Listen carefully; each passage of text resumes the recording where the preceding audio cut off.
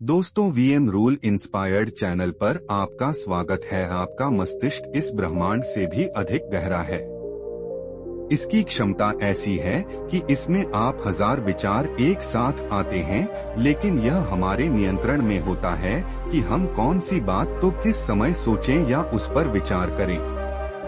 जब हम किसी एक विषय पर सोच रहे होते हैं तो बाकी विषयों को एक अंधेरे कमरे में डाल देते हैं और केवल उस पर फोकस्ड रहते हैं जिसकी अभी आपको जरूरत है। पर कुछ लोग विचारों की प्राथमिकता पर अपना ये नियंत्रण खो देते हैं। उनके मन में कई सारी बातें एक साथ उभरने लगती हैं और कुछ बातें तो इस कदर लगातार चलती रहती हैं कि आपको मानसिक समस्याओं का सामना करना पड़ जाता है।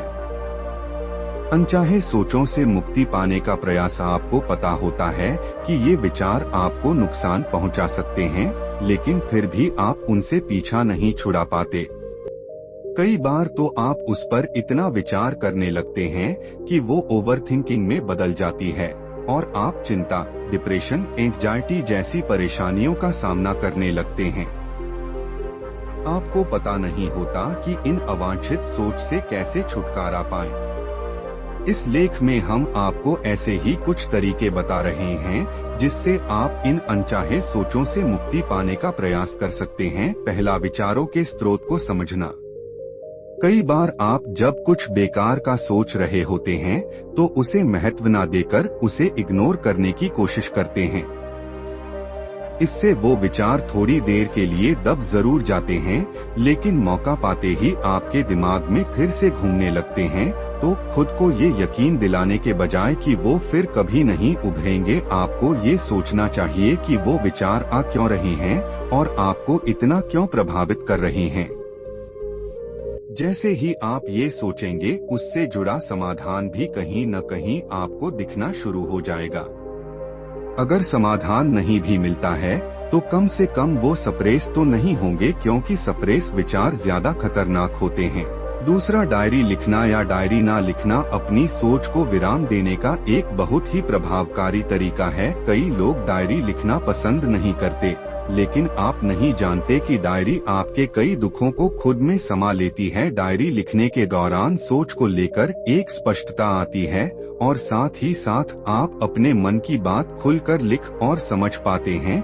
वहाँ ना तो कोई आपकी आलोचना करने वाला है और ना ही किसी तरह कोई नियम है। वहाँ केवल पारदर्शिता है और वह एक संदूक की तरह है जहां आपके सोच संग्रह हो जाते हैं।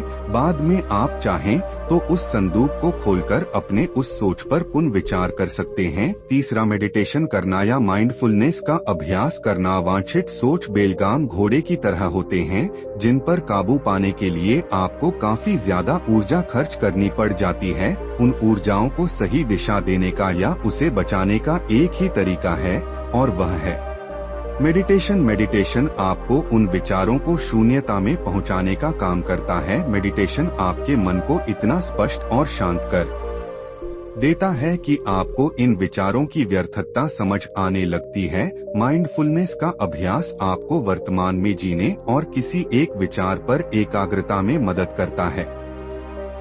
अनचाहे सोच से छुटकारा पाने के लिए माइंडफुलनेस सबसे प्रभावी अभ्यास है। चौथ, परिणामों के बारे में सोचना बंद करें। अनचाहे सोच उतना परेशान नहीं करते जितना उनके परिणामों को सोचकर घबराहट होती है। परिणाम के बारे में सोचना परिस्थिति बेहद बिगाड़ देता है और मानसिक हालात बेकाबू हो जाते हैं। इसलिए जरूरी है कि आप पहले से ही परिणाम के बारे में सोचकर खुद को व्यथित न करें। ये जरूरी नहीं कि परिणाम वही हो जो आपने उम्मीद की है। वह आपके जरूरत से ज्यादा सोचने का नतीजा भी हो सकता है। जब आपको लगने लगे कि आप परिणाम से ज्यादा डर रहे हैं तो आप उस विषय में किसी से बात अवश्य करें। कहीं ऐसा ना हो आपकी घबराहट कोई और ही रूप ले ले। गहरी सांस लेते रहनी है। अनचाही सोच को रोकना आपके वश में नहीं होता, लेकिन उस पर काबू पाना इतना मुश्किल भी नहीं होता। जैसे ही आप अपनी भावनाओं को, स्पष्टता को और एकाग्रता को बल देंगे, आप इन मुसीबतों से झट छुटकारा पा लेंगे। आपको अच्छी नींद लेनी है, अपनी हॉबीज और पसंदीदा कामों को अपने जीवन में जगह देना है, जीवन का उद्देश्य सकारात्मक रखना है और गहरी सांस लेते रहनी है।